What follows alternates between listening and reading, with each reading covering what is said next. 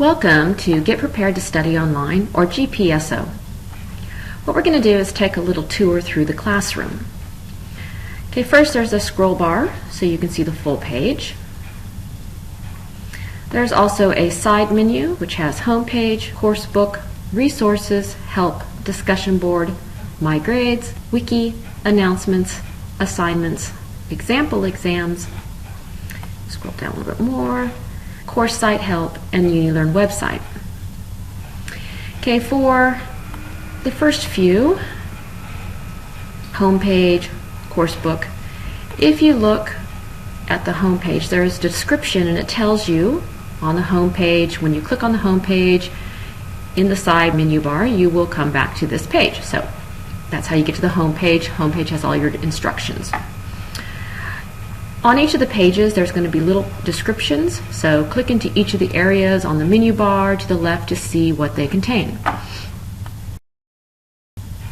First one you're going to come to is Course Book. So when you look at the course book, it says Course Book, you're going to click on it again. And this is going to give you a table of contents, and this is where all your content is. So you're going to click into each of the parent pages and gearing to go online. So there's this one, and what you can do is you can either click over here or you can just click the next page.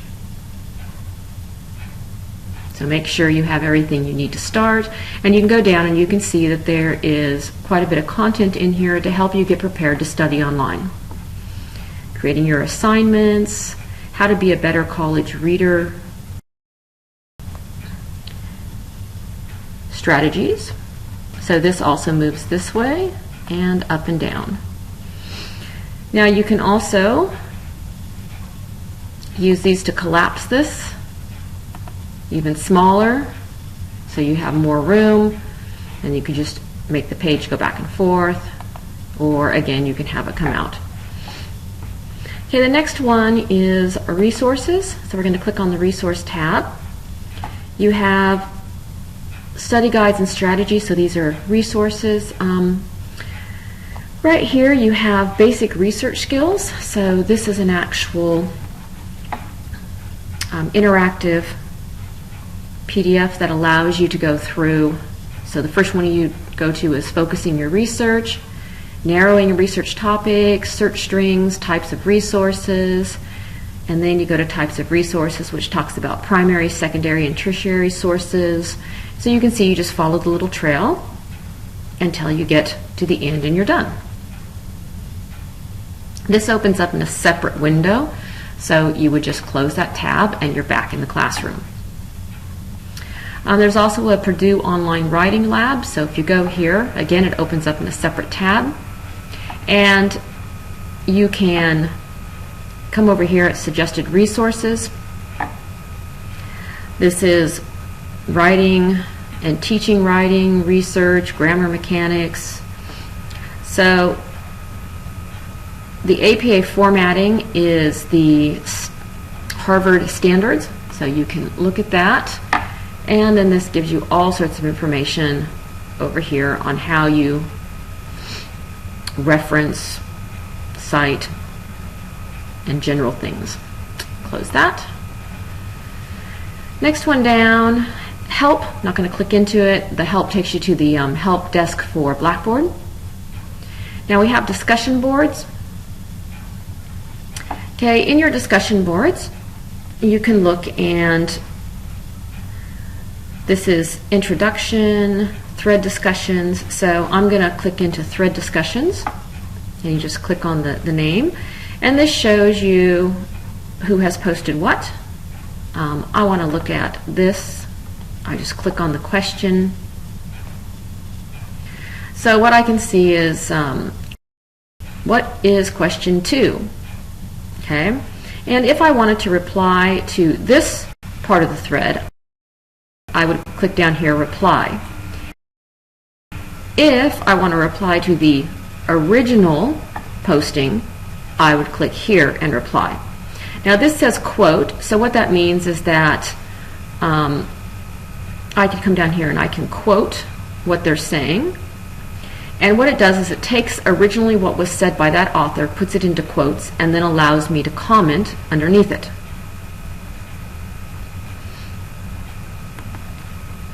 So we'll just do that. I had the same question. Thanks for asking. And I would submit. And now you see that it comes up with what originally was said, the author, and then my question underneath. So quoting just brings whatever was said into yours. Now up here are the threads, so I am going to hit Forum Thread Discussions, which just takes me right back to that original one, question 2. I'm going to click on question 1, and I can click a reply, and I'm going to put in here, I am not sure how to answer this.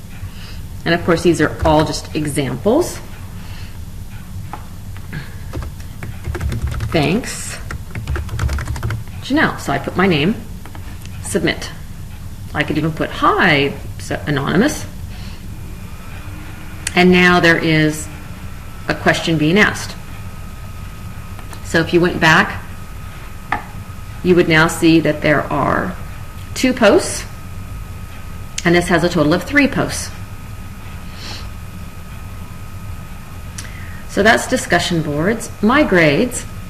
If you come in here to My Grades, what this does is as you get graded objects, it'll show up. So we'll look at it right now, and then we're going to take the little example test. So there's a mock assignment, and this is an example exam, so those are upcoming. There is a wiki. So there's different types of wiki. So this is a group wiki. And a group wiki allows everyone to write into the same thing. So I'm going to edit the wiki. I'm going to come in and I'm going to say, I like purple and green. Okay, and then I'm going to submit. And you can see it just adds it onto it. So this is kind of like Wikipedia, so everybody has access to it. They can add in, people can remove it if they don't agree with it. We're going to go into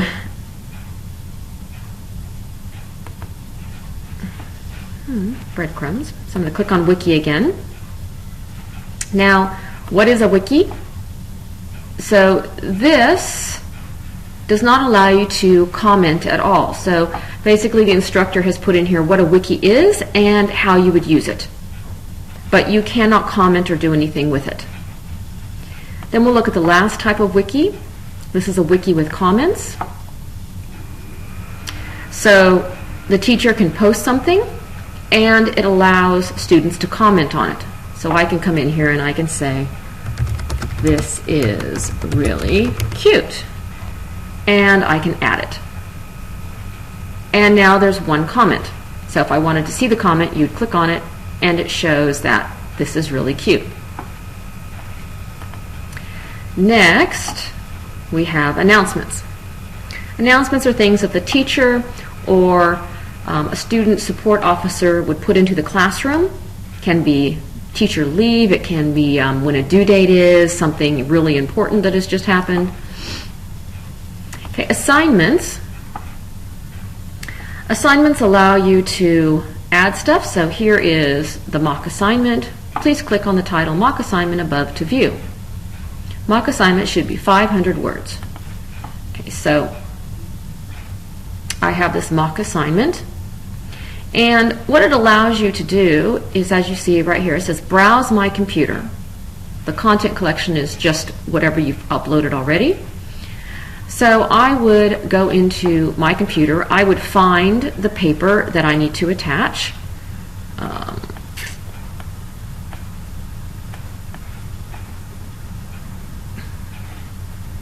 And we'll just click one like that, say open. And I would put comments. So this is assignment 1, Janelle Benson. And I would probably put the date. And if it's an English one, you might want to put draft copy, or if it's a final copy, you'd want to put final copy. And then what I would do is I would come over here and I would submit. And so now it has been submitted into the Dropbox, and the teacher can now look at it to grade. And as you see right here, it shows me that I have submitted it, what I have submitted, and the time. All right, then I'm going to look at example exam. So here is my example exam. I'm going to click on it to start it. And in here, it will tell you if it's timed or not. So once started, this test must be completed in one sitting. Do not leave the test before clicking save and submit. This test allows multiple attempts. So it gives you all sorts of information. Begin. All right, so I'm going to, what is 1 plus 1? So I would type in 2. Match the following saying together in order from the beginning of the rhyme to the end. So, let's see, roses are, I see red B. Violets are blue. Sugar is sweet, and so are you. All right, so what animal hops, has a pouch, and has a long tail? Maybe a hippo.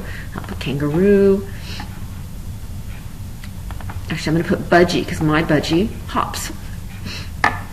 But we'll also see what it looks like if you get something wrong. Complete the following tongue twister.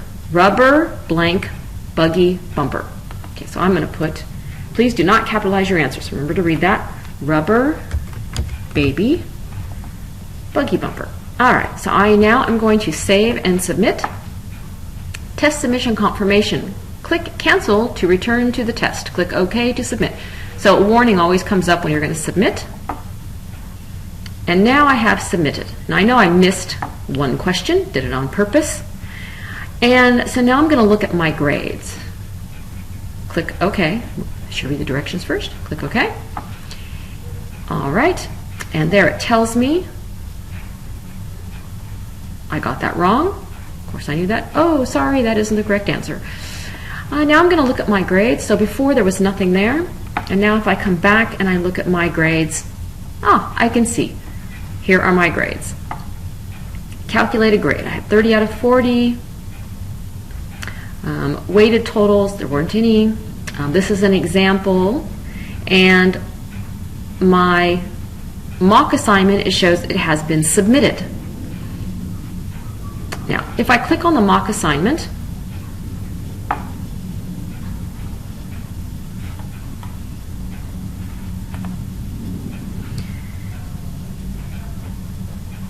so it tells me that when I attempted it, let's see if I can find, oh, that's downloading it, don't need to download. If you want to download it, that's how you do it. I'm going to go back to my grades. Oh, there we go.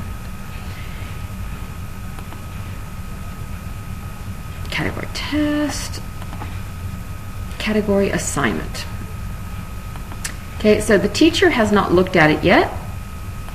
What will happen is when the teacher actually looks at it, it will pop up and say that it has been looked at. It doesn't mean it's been graded, but I at least know that the teacher has looked at it. So you can come here and you can follow the progress of your assignments and what's happening with them. Okay, and then this is just the course sites help, and this is the UniLearn website.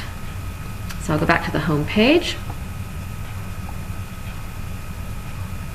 So now what I would suggest is that you go through all this stuff to become familiar with all of these items, so that when you're actually doing your assignments, you submit them right the first time, or you don't have any issues doing exams, and that you should be able to see everything.